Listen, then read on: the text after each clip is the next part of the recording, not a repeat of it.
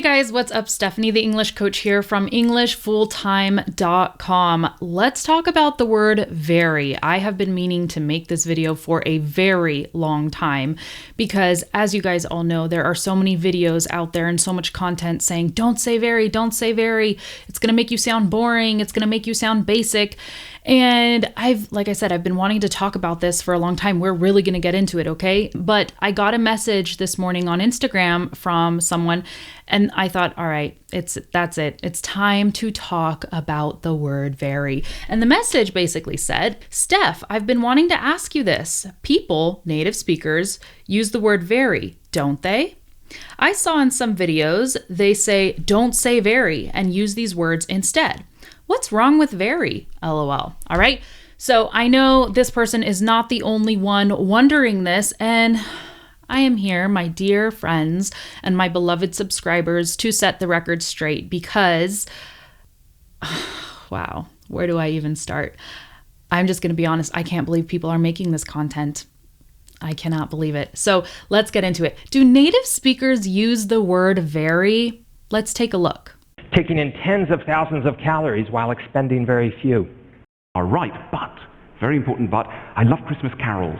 No, they know how to have very heated but constructive arguments. Economic power that we're seeing at the very, very top of the income distribution. A score that no athlete has come very close to since. A very expensive pile of junk that does not go anywhere.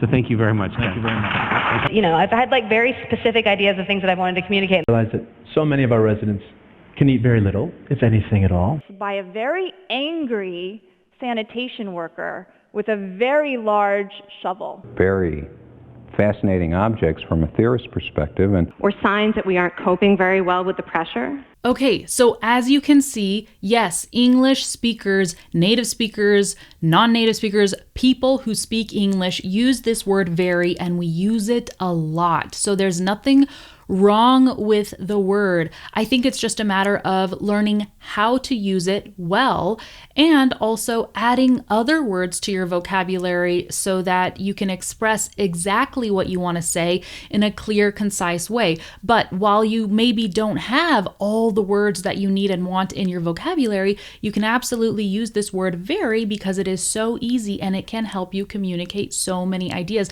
You don't need to be afraid of the word. You don't need to feel like, oh, my English is going to be so basic and embarrassing, and so I should just not speak because I don't have enough vocabulary. Just use it. I use this word all the time. But beyond that, what we're really going to get into in this video is how native speakers actually use the word very and other types of words you can use if you don't always want to say very that are very easy to remember. There, I said very again. We should count. Somebody should count the amount of times I say very in this video when I'm just speaking spontaneously, when I'm not using it to talk about it, if that makes sense. Anyways, okay, so I've got a lot to cover. Let's just get into it. The first thing I want to do is I want to give you some more examples of how we say very, how I would say very.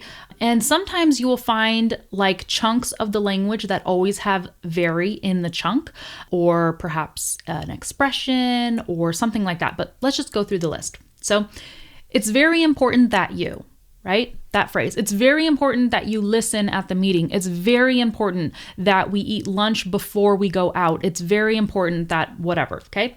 She's not feeling very well. She's not feeling very well. She's kind of sick. She's not feeling very well. She did very well on the test. She did very well on the test, or she didn't do very well on the test. I don't want to do that. That's not a very good idea. I don't agree. That's not a very good idea. That's the very thing I told her not to do. She did it, but that's the very thing I told her not to do. That's the exact thing I told her not to do. And then we were climbing the mountain, and when we got to the very top, the highest point, thank you very much. Thank you very much. I couldn't believe this. On the very first day of school, I forgot my backpack. On the very first. I want to be very clear about this. When I said okay, I want to be very clear about this thing that I'm about to say. At the very least, we should give it a try. At the very least. It's the least we can do. At the very least, we can give it a try. It was a very hard time in my life. Okay, so as you can see from the examples I showed you earlier, and these examples, we use very all the time. By the way, I forgot to say this. The clips that I got, they were from youglish.com. This is an amazing resource. I highly recommend you use it. You can check if native speakers actually use the words everybody is saying not to say. You can check pronunciation. You can listen to multiple different clips. You can listen to them in different accents. You can choose specific accents to focus on. It is an incredible resource that pulls real English from different videos, different sources, so that you can hear it and study it. Okay, so now you know native speakers do use very. We use it all the time. But let's say you want to use other words too. That's okay. A couple other words that you can say instead of very that have the same meaning and are basically, word for word replacements would be the word so, the word really, and super. These are words that I use. Okay, so he's so kind, or it's so hot out here, or why is this party so formal? Okay, so it's like very, very formal, very hot, etc. Or really, that's really confusing. Ooh, this pillow is really soft. Or that's super weird. That's super cool. It's super irritating when he does that. Okay, so now you can see besides very, we also use words like really, so, and super. Now, what are these words? These words are intensifiers, and basically their job is to emphasize what we are saying and give it added strength. Because if you just say it's hot today, that's not the same as saying it is so hot today. Or why is it so hot today? It's really hot, right? We're using these words to intensify our message. Let me give you a list of some of the most common intensifiers in English. We have very, so, really, super, incredibly, absolutely, extremely, highly, totally, utterly. Okay, so you can use these words to emphasize your message, and you can pair them with really basic words like fun, silly, rude, etc. And you can add an intensifier in front of it, and suddenly it makes it more interesting. So instead of saying that's fun, you could say that's incredibly fun, or it's incredibly fun. Instead of saying that's silly, you could say that's absolutely silly, or it was absolutely silly. Instead of saying she was rude, you could say she was extremely rude. She was extremely rude. Okay, next, foolish. Instead of just saying that was a foolish thing to do, you could say that was totally foolish.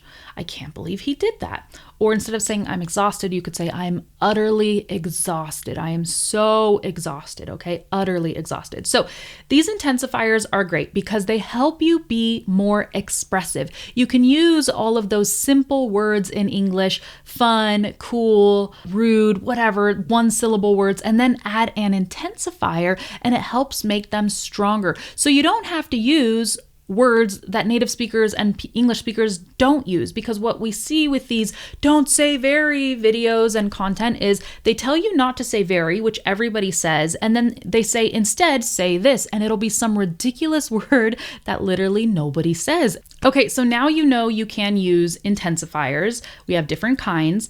Next, when people claim don't use very, it's kind of boring, it's going to make you sound boring. I think that is such a low blow because there are so many things that will make a person sound boring, and using one word, even using it a lot, is not one of them.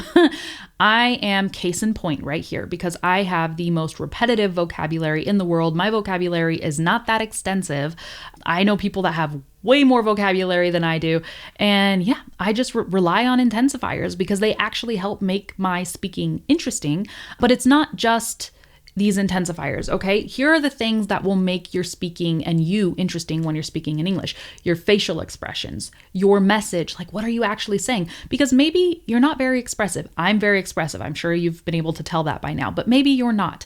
That's okay, because if what you're saying is interesting to whoever you're saying it to, whoever your audience is, whoever is listening, that's all you need. It doesn't matter if you say very over and over again. If you're telling people how to make $1 million working 1 hour a day and that's it, you can say very as much as you want. People won't care because they will find your content and your topic so interesting that they don't care which words you use to get your point across. Okay, so some other things that make you sound interesting, not just the individual words you use or perhaps overuse, the stories you tell, the anecdotes you share, your body language, your tone, your intonation, your rhythm, that's huge, right? Your voice alone can capture someone's attention, your personality, all of these things. Oh, and your energy, like the actual physical energy that you feel, that you have inside of you. When you're feeling great, it comes out and you make people around you feel great. So if you're worried about sounding boring,